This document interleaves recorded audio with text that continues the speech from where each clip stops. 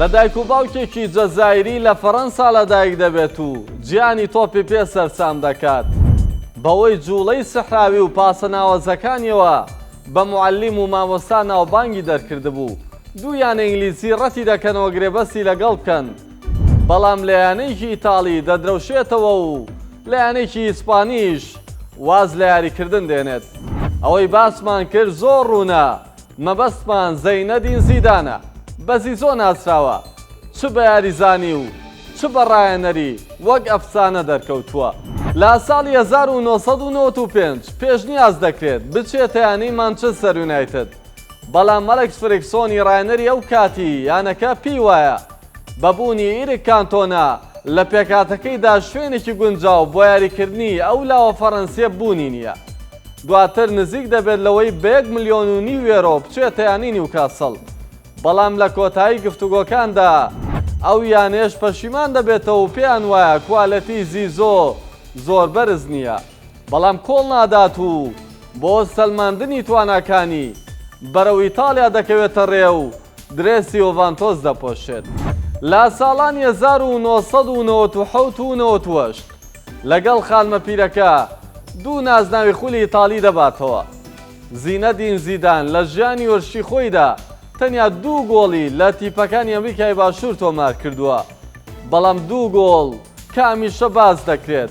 لە مۆندیالی 1998 لە یاری کۆتایی زیدان بە 2 لێدانی سەر 2 گۆڵی پڕ بایەغ لە تۆڕی گۆڵی بەرازیل تۆمار دەکات. ئێستاشی لەسەر بێت کاتێک هاندەرێکی بەرازیل گوێی لە ناوی زیدان دەبێت، ڕاستەوخۆ ئەو 2 گۆڵی دێتەوە یاد. لەو یاریەشدا فەڕەنسا بە 3 گۆڵی بێوەڵام یارەکەی بردەوە و بۆ پاڵەوانی جامەکە. لە ساڵی 2001دا زیدان بووە گرانترین یاریزانی گیان، دوای ئەوەی با بڕی 65 ملیۆن یۆرۆ لە یۆڤانتۆسەوە ڕووی لە ڕیاڵ مەدرید کرد. زیدان لە یەکەم وەرزی لەگەڵ مێرەنگی بەبردنەوەی نازناوی چامپیۆنز لیگ پاداشتی ئەو نرخەیدایەوە کە پێی درابوو. لە یاری کۆتاییشدا بەرامبەر لیڤەرکوزنی ئەڵمانی گۆڵێکی هونەری مێژووی تۆمار کرد کە گۆڵی دووەم و بردنەوەی یاریەکە بوو. کاتە سوورەکەی زیدان لە مۆندیالی 2006دا زیدان لە مۆندیالی 2006 جارێکی دیکە هەڵبژاردەکەی گەیاندەوە یاری کۆتایی. لە یاری کۆتایی بەرامبەر ئیتالیا پاش دەمەقاڵەیەکی کورد لەگەڵ مارکۆ ماتێرازی کە لێکی تون لەو بەرگریکارە دەدات و بە زەویدا دەیخات.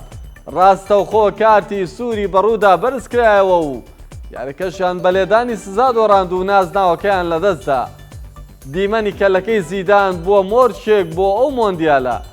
دوای یارەکە زیدان وتی ماتێرازی قسەی نەشیاوی بە خوشکم وتووە، منیش کەلێکم لێداوە و لە دیمانەیەکیشدا لەگەڵ ڕۆژنامەی گاردیان زیدان دەڵێت پێم باشە بمرم نەگەوەی داوای لێبوردن لە ماتێرازی بکەم. زیدان لە تەمەنی 34 ساڵیشدا هەوادارانی تووشی شۆک کرد کاتێک بە ئاسپایی بەگوێی هەموواندا چرپاندی کە چی دیکە لە یاریگاکان دەرناکەوێتەوە و سحر و جوڵەکانی کۆتایی دێت. واسهێنان لە لووتکەدا بۆ ناونیشانی چیرۆکی ماڵاوایی زیدان.